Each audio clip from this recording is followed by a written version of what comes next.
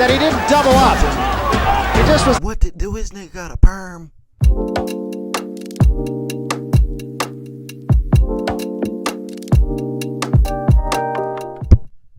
What's the word, YouTube? You know what I'm saying? Check kind of back another reaction match today. Everybody hit a boom. When a gang leader confronted Tyson. When street fighting and boxing collide. When street boxing went down. I fucked it up. When street fighting and boxing come into play, my nigga. These two things, man, you don't ever want to finish, bro. Because you know, listen, if you a boxer, you just know the way I got boxing any day of the week, bro, against a street fighter, my nigga. You know what I'm saying? This ain't no game, nigga. How you be playing on Xbox and PS, nigga, it's actually real. Niggas be knowing the mechanics and everything. Nigga, you gonna get 15 weaves. You know what I'm saying? But we gonna see what's going on, man. I'm already knowing bro lost. You know what I'm saying? But listen, make sure y'all staying blessed, make sure y'all staying iconic, man. Let's get into this reaction. Hey, Tyson, and you know it. You hit me, I'm gonna kill you.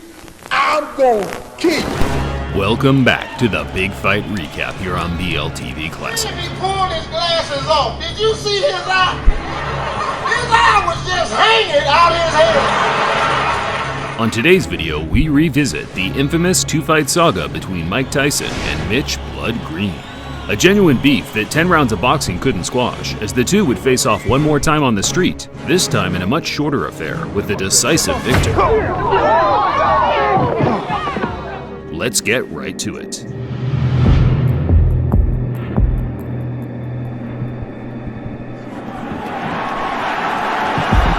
with a flurry. The bell is going to sound. After Tyson's 10-round decision to James Quick Tillis in 1986, the invincibility aura from Kid Dynamite took a slight knock as the two heavyweights battled out a much closer fight than the boxing fans and bookmakers expected. How disappointed are you that the knockout string is over? Not at all. If anything, I feel relieved, and I'm confident if I wanted to, I could have knocked them out.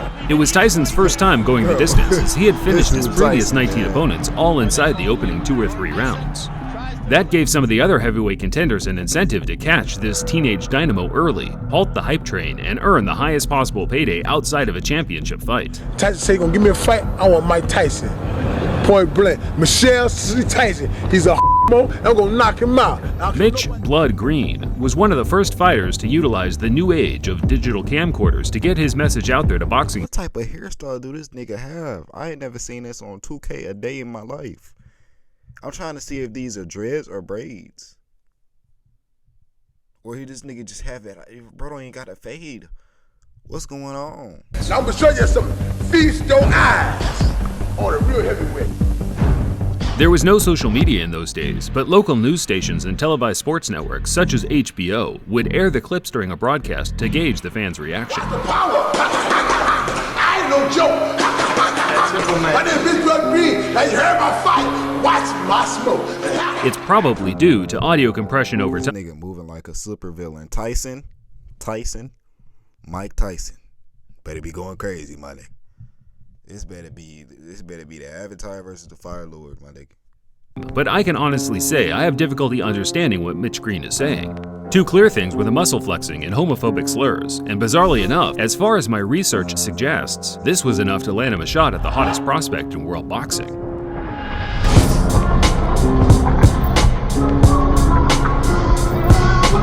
Growing up on the tough streets of Detroit, Mitch Green was a prominent player in 1970s New York gang warfare. By the age of 17, he had witnessed his father lose his life in a bizarre Western-style quick-draw shootout, not long before being shot twice himself, fortunately escaping with non-fatal injuries. Green tried to escape gang life by joining the UBA boxing gym in New York, but by this time his ties to the street were too pronounced, as he was now hailed the king of New York street gangs by the NYPD for his role as gang leader in the deadly Bloods crew. Things slowly started to change for Mitch as his reputation as a gang leader was exceeded by that of a talented amateur boxer, the muscular 6'5" big man that was racking up copious tournament success, including several New York Golden Gloves. From the Bronx, New York, undefeated in 5 professional bouts with 1 draw. Green took to the professional ring in 19... Another Afro specialist. Is this the same nigga we just saw?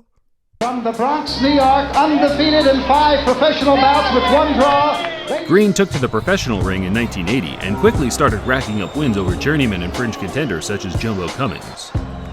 Champion in waiting Trevor Berbick became the first man to beat Green in 1985, where Mitch made a good account of himself, only losing by majority decision.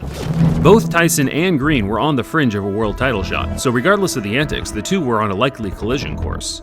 The trash talk from Green just helped build more interest in the fight, which in turn certainly struck a chord with Tyson, who openly admitted to hating that ugly mother effer.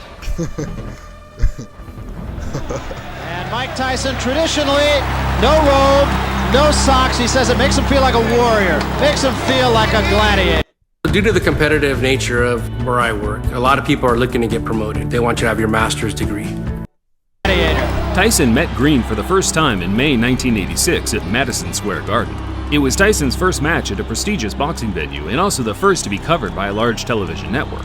Yet, the occasion didn't change the traditional no robe, no socks attire. He was all business and had a personal vendetta to settle with the now not-so-confident-looking Mitch Blood Green. And was so much a factor in the last fight that we showed you here on HBO that he didn't double up.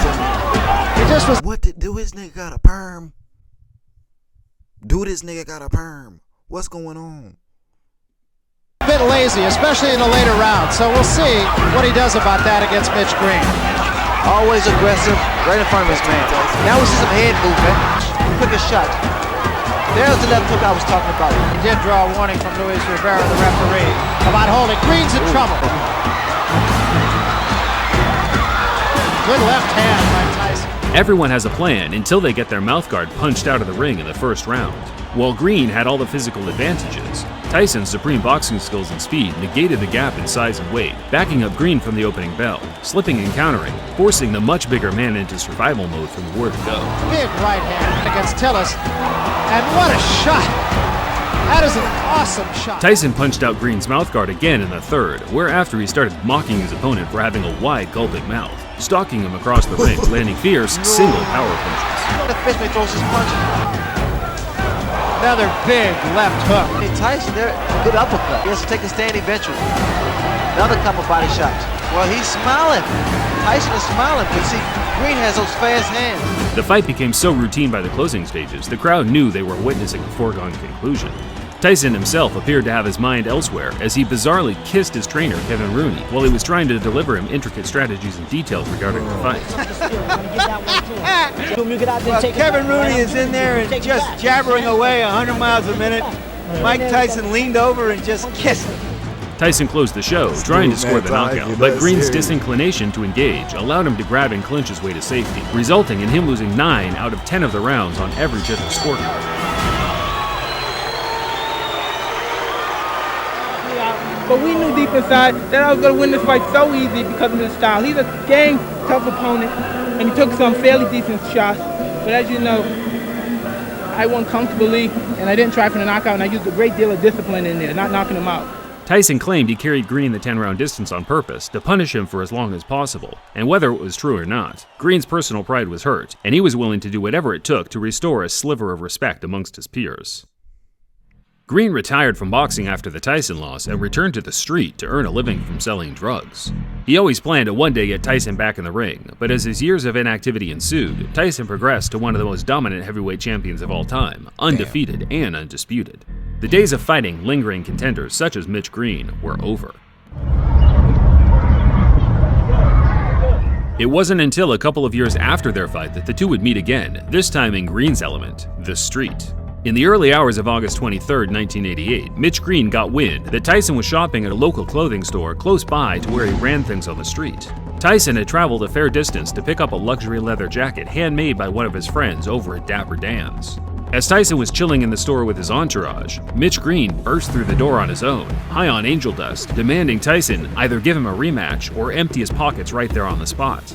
Tyson, of course, no stranger to altercations on the street, dragged Mitch Green outside and pummeled him to the ground multiple times. Spectators said that the fight was short, violent, and very one-sided. In fact, it was no longer than 15 to 20 seconds, but that's more than long enough for the heavyweight champion to inflict severe damage.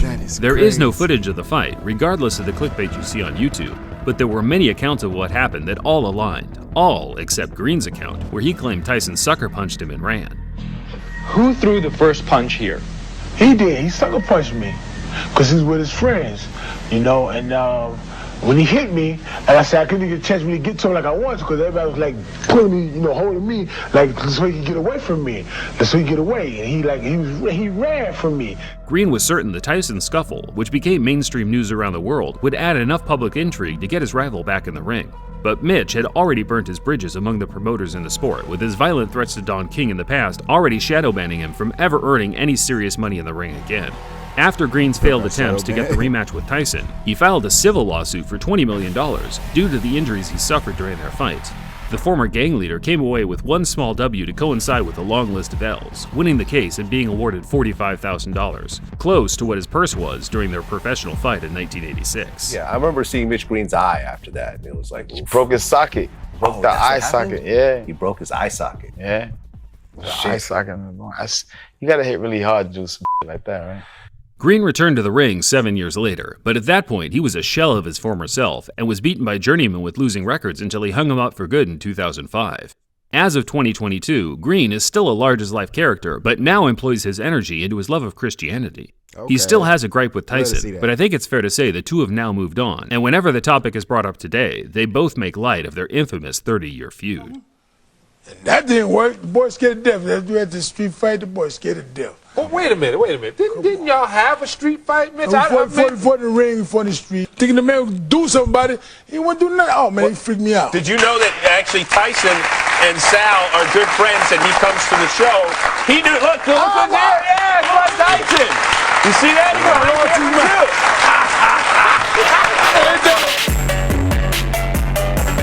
Nah, that's crazy, man. I like the Christianity part, though, you know what I'm saying? We love to see that, you know what I'm saying? Get everybody close to God. But make sure y'all stay blessed. Make sure y'all stay in that kind of man. See the love in the eyes of the kid that was lost and it turned to a rebel. Mama don't give up on me.